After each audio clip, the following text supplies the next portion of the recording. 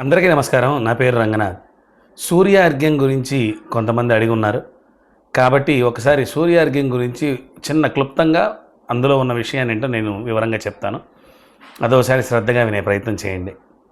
ఇక సూర్యుడికి సంబంధించిన అర్ఘ్యాన్ని రెండు విధాలుగా వదులుతారు.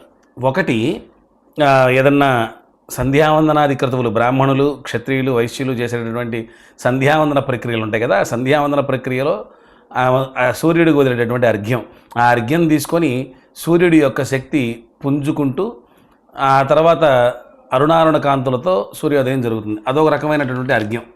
ఇంకో అర్ఘ్యం ఏంటంటే జపం కానీ తపం కానీ ఇలాంటివి ఏమన్నా చేసుకొని వాటికి చివర్లో సూర్యుడి దగ్గరికి వెళ్ళి నిలబడి చేతిలో నీళ్లు పోసుకొని ఎప్పుడైనా మునివేళ్ళు తగలకుండా, ఈ వేళ్ళు తగలకుండా చేతులు మధ్యలో నుంచి వదిలిపెట్టేదాన్ని అర్ఘ్యము అంటారు.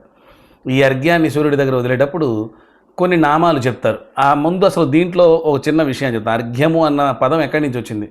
ఉపచారాలలో అర్ఘ్యం ఉంటుంది, అంటే చేతులు కడుక్కోవడానికి ఇచ్చే నీళ్లు, దాన్ని కూడా అర్ఘ్యం అని అంటారు. మరి సూర్యుడికి ఇచ్చే అర్ఘ్యం కూడా సేమ్ అదేనా? ఉపచార అర్ఘ్యమేనా? చేతులు కడుక్కోవడానికి ఇచ్చే నీళ్ళ అంటే కాదు. ఇది మనం నేరుగా సూర్యుడు ప్రత్యక్ష దేవత కాబట్టి ఆయనకి సమర్పించేటటువంటిది అనమాట. దీంతోపాటు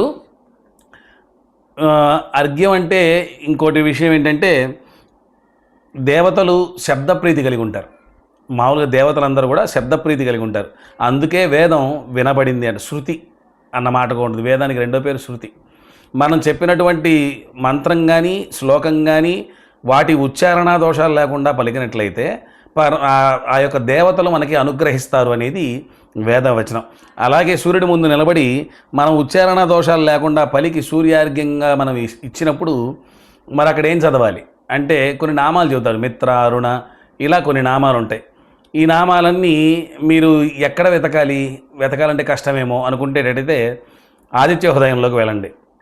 ఆదిత్య సవిత సూర్య ఖగ పూషా గభస్తిమాన్ సువర్ణ సదృశో భాను స్వర్ణరేత దివాకర.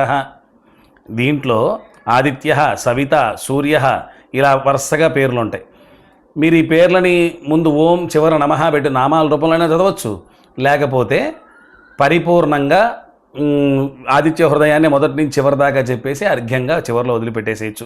దీనివల్ల జరిగేది ఏంటంటే ఆరోగ్యం భాస్కరాదిచ్చేత్. సూర్యుడి వల్ల వచ్చేటటువంటి అనుగ్రహం ఆరోగ్య రూపంలో మనందరికీ సిద్ధిస్తుంది. దాంతోపాటు మీరు వదిలేటటువంటి ఆ ఉచ్చారణ దోషాలు లేకుండా చెప్పి వదిలినటువంటి ఆ అర్ఘ్యం వల్ల లోకోత్తరకారకమైనటువంటి సూర్యుడు ఇంకొంచెం శక్తిని పుంజుకుంటాడు. మరొక వీడియోతో మళ్ళీ కలుసుకుందాం.